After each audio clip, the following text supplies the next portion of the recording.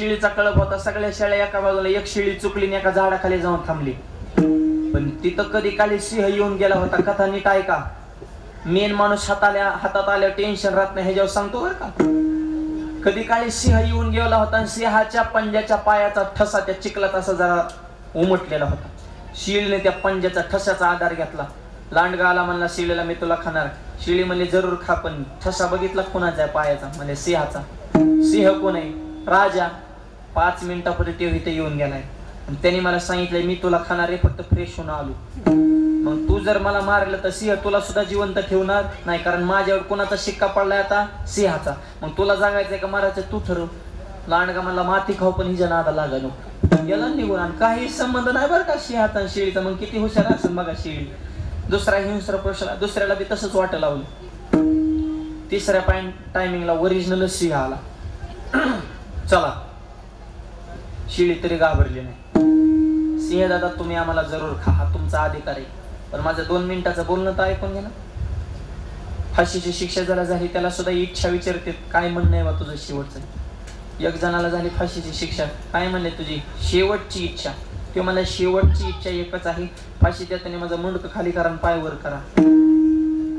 आता नुसतं पाय दाबून येऊन मरण खायचा, नरड तर दाबावं लागलं ना. म्हणजे शेवटची इच्छा सुद्धा त्यांच्या शिष्टीमध्येच बसली पाहिजे. काय शेवटची इच्छा? शेळीने सांगितलं माझं 2 मिनिटाचं संभाषण आहे, बोला. सिंह दादा तुम्ही येण्याच्या अगोदर लांडगा आलता, जंगलातले दुसरे हिंस्र पशु आलते, मला मारणार होते, पण कधी काळी तुम्ही इथं येऊन गेलता, तुमच्या पायाचा ठसा इथं उमटलेला आहे, तुमच्या पायाचा आधार घेतला तर माझं मरण चुकलंय. आणि ही बातमी जंगलाला कळाली. सिंह दादा तुम्ही राजे, तुमच्या पायाचा आधार घेऊन आमच्यासारखे गोरगरीब माणसं या जीवनामध्ये आनंद प्रस्थापित करतात आणि तुम्ही आम्हाला मारता. तुमचा पाय आम्हाला वाचवतो आणि तुम्ही आम्हाला मारता. पटतं का तुमच्या उदार अंतःकरणाला? सिंहाचा माइंड सेटच केला शिळीने. सिंह म्हणला काय म्हणणे? काहीच म्हणणं नाही म्हणे. राखी आणले तुम्हाला बांधायचे, मी बहीण आणि तुम्ही माझे भाऊ. झाली शिळी लाडकी बहीण. डायरेक्ट रक्षाबंधन झालं. सिंह म्हणला बास तुझ्यासारखी भाग्यवान बहीण मला भेटली, मी सुद्धा भाग्यवान झालो. सिंह रडायला लागला डायरेक्ट. त्याने डायरेक्ट हत्तीला बोलून घेतलं इकडे ये आणि शेळीला पाठीव बसव आणि घरपोच सोडून ये. शेळी बसली हत्तीच्या पाठीव. बघा शेळीचं किती वजन वाढलं, जाग्या उंची वाढली. आणि ज्या शिवरीच्या पाल्याला शेळीचं कधीच तोंड पुरलं नव्हतं, ती वरून पाल हाणायची, शालका शालका. खालून बाकीचे पशु म्हणले हिचं एवढं वजन कसं काय वाढलं? शेळी म्हणली मी किरकोळांच्या नादीच लागले नाही. जो मेन बॉस आहे तो मी आपलासा केला. तसं तो कोबार आहे म्हणतात आम्ही बाकीच्यांना द्यायचं काय काम आहे? काळाचा जो काळ आहे तो हातात आल्यामुळं वीर विठ्ठलाचे गाडे कळी काळ पाया पडे. त्याच्यासाठी तुम्ही केलं काय? करते घोष जे जेकार, जळते दोषाचे डोंगर. दोषाचे डोंगर जातात, नामाचा जयघोष. तोच नामाचा जयघोष एकदा करायचा आहे. हाताने टाळी, मुखाने नाम. सर्वांनी प्रेमाने भजन करायचं आहे. पूजा जर आवडली असेल तर या, नाही तर शेवट सत्कार करू. तोपर्यंत बाकीच्या निहारगाला काय अडचण नाही.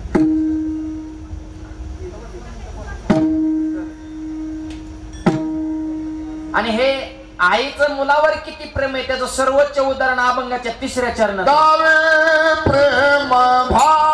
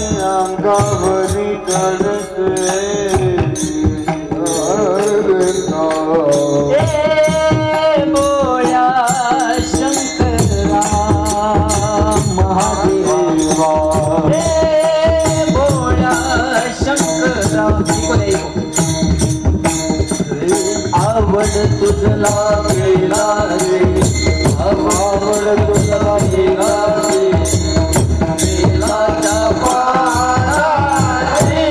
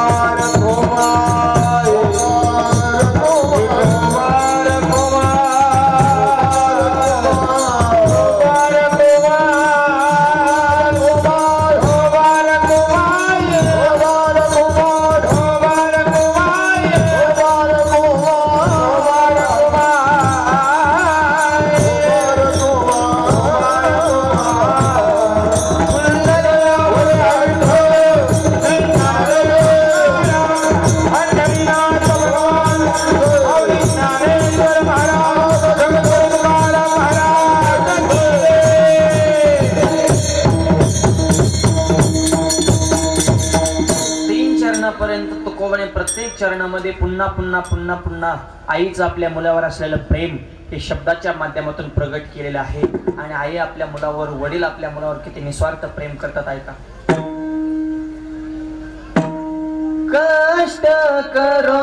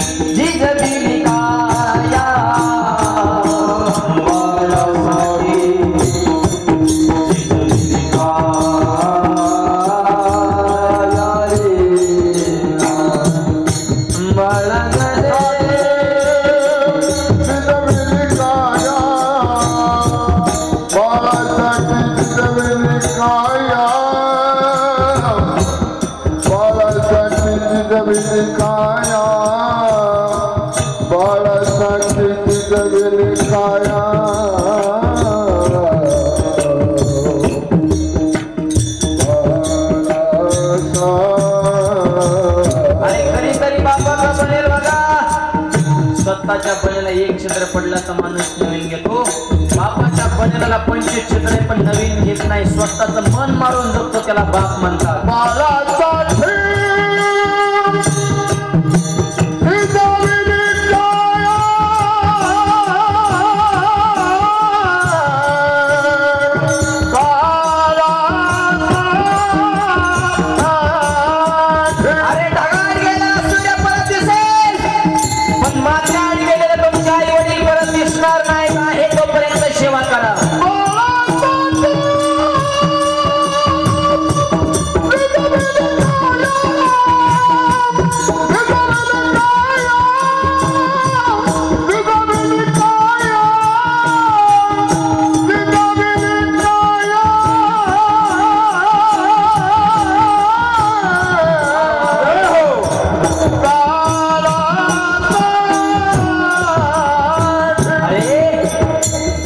दोन थेंब तयार करण्यासाठी आम्ही रक्ताचे 5 थेंब गाळले. 4 वर्षे जायचं दूध त्याला, त्या दुधाची जरा जाण ठेवा.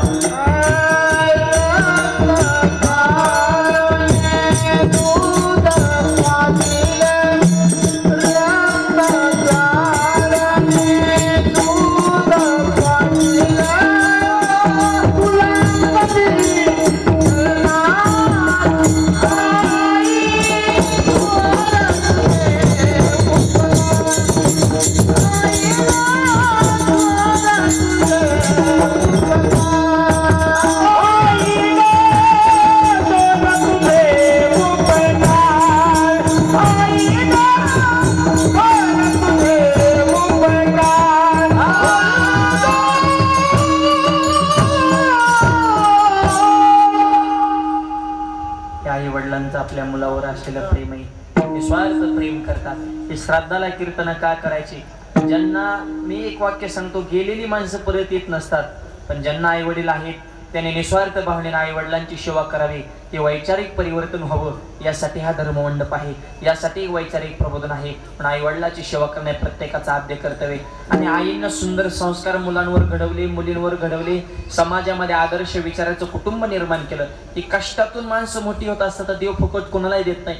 आज ते पोलीस खात्यामध्ये आहेत, दुसऱ्या जावं बापू ते सुद्धा पोलीस खात्यातील कर्तव्यदक्ष अधिकारी आहेत. अभ्यासाशिवाय माणसं कशी मोठी? आता ते मेंढपाळाचा मुलगा कलेक्टर झाले, विरोधी उडवणी. कशाची ताकद आहे? अभ्यास. जो करेगा रियाज वही करेगा राज. त्याच्यामुळे अभ्यासाला पर्याय नाही. अभ्यासाशी सांग कार्यसिद्धी, कष्ट करावंच लागेल. पण आपल्या 12कडे सुरुवातच कपच नाही. क ख ग ग. क म्हणजे कष्ट करा, क म्हणजे काम करा, क म्हणजे कर्तव्य करा. हे सांगण्यासाठी कै. आधी काम करा मग खा. ख 12कडे नीट ऐका बरं का. कष्ट करा कन मग खा म्हणून ख. पण मोठं व्हायचं असेल तर गर्व येऊन देऊ नका. ग क ख ग. आणि ज्याला गर्व झाला ते 100% घसरणार. घ घसरगुंडी. आणि घसरात नसेल आणि जगात क्रांती करायची असेल कधीच कोणाचा चमचा होऊ नका. चव चमच्याला इच्छित राहतो, ज्याच्यात राहतो त्यालाच मोकळा करतो, हळूहळू करतो, ते ध्यानात येत नाही. चमचे तोंडावले खास बोलतात, वा वा वा तुमच्यासारखा माणूस तालुक्यात नाही. पुढे गेल्या भांगार येते त्याने तर गावचं वाटोळ केली. हाय का चमचे? कसा यश ठेवायचा ह्यांच्यावर? मैंदमुखीचा कोवळा, भाव अंतरीचा निराळा. म्हणजे आयुष्यात कधी कोणाचा चमचा झाला नाही तो जिंदगीला एकदा छत्रपती झाल्याशिवाय राहणार नाही. म्हणून छ छ छ. ज्याला छत्रपती व्हायचे त्यांनी कधीच कुणावर जळू नका. ज च छ ज. माणसाने मळका असावं पण जळका नसावं. सध्या नवीन रोग आलाय, जळका रोग. तिकडं आलाय का? सगळीकडेच येते. त्याची लक्षणं सांगा. पोटात दुखणे, मळमळ होणे, करमत नसणे, डोकं जड होणे, दुसऱ्याची प्रगती बघून पोटात गोळा उठणे, जळका रोगाचे लक्षण आहेत. लक्षणं सांगितले, औषधे सांगावं लागेल ना. ह्याचं औषध महाराष्ट्रात एकाच गावात भेटते. कधी गेले ते घेऊन या. 500 रुपयाच्या आसपास औषधाची किंमत आहे. त्या गावचं नाव आहे दिहू, डॉक्टरचं नाव आहे तुकोबारायण, औषधाचं नाव आहे गाथा. गाथा हे रामबाण औषध आहे.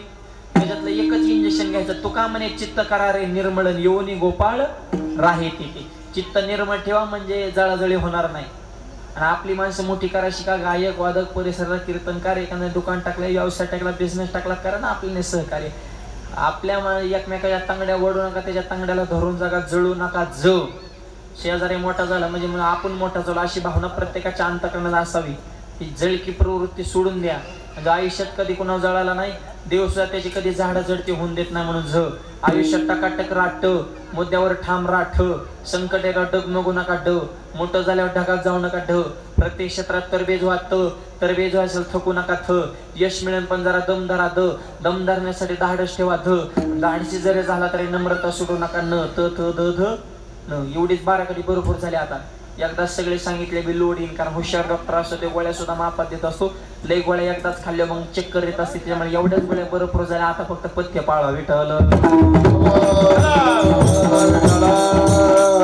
सुरुवात काय ती कष्टातून माणसं मोठी होत असतात आईनं अपार कष्ट केलं पतीच्या खांद्याला खांदा लावून संसार फुलवण्याचं काम केलं दोनही मुलांवर आपल्या मुलींवर सुंदर संस्कार घडवले म्हणून धन्य माता पिता तयाच्या यांच्याकडे पाहिल्यानंतर असं मला वाटतं की गेले दिगंबरी ईश्वरी होती राहिल्या त्या कीर्ती जगा माझी आणि आईंच्या विचारावर आईंच्या पावलावर पाऊल ठेवून हा संपूर्ण परिवार आपल्या जीवनाचं मार्गक्रमण करत आहे म्हणून तुकोबाराय म्हणतात हे प्रेम अत्यंत टोकाचं प्रेम असं दावी प्रेम बाते लहान मुलगा लाडानं कोडानं अहो बोबड बोलला तरी आई म्हणते माझा राजा कसा बोलते कसाही वागला तरी आईला प्रेम हे कौतुक आहे आई वडिलाच्या अंगा खांद्यावर खेळते तरी आई वडिलाला भार त्याचा कधी वाटत नाही कारण देह विसरे आपोला जवळी घेता असे नाही गेला 3 चरणापर्यंत आईचं आणि मुलाचं प्रेम सांगितलं पण शेवटच्या चरणात तुकोबाराय म्हणतात मला जे खरं सांगायचं ते हे आहे की जसं आईचं मुलावर प्रेम आहे आणि लहान मुलं जशी आईजवळ हट्ट करतात तसे या जगातले सर्व संत हे माझे मायबाप आहेत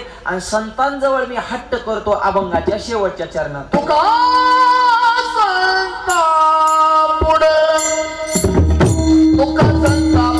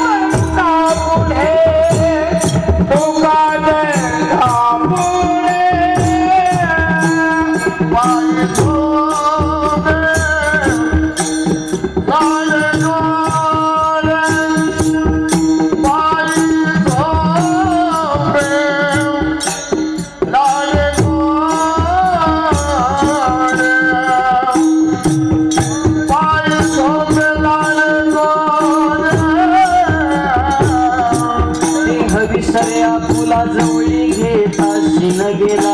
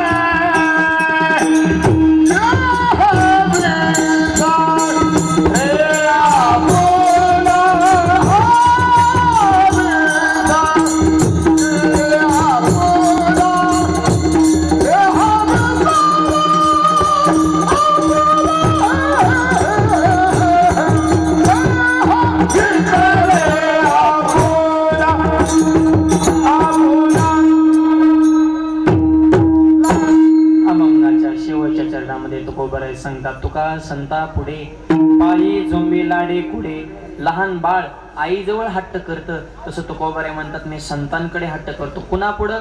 ज्ञानोबाराय पुढं, कारण ते माझ्यासाठी माता पिता आहेत.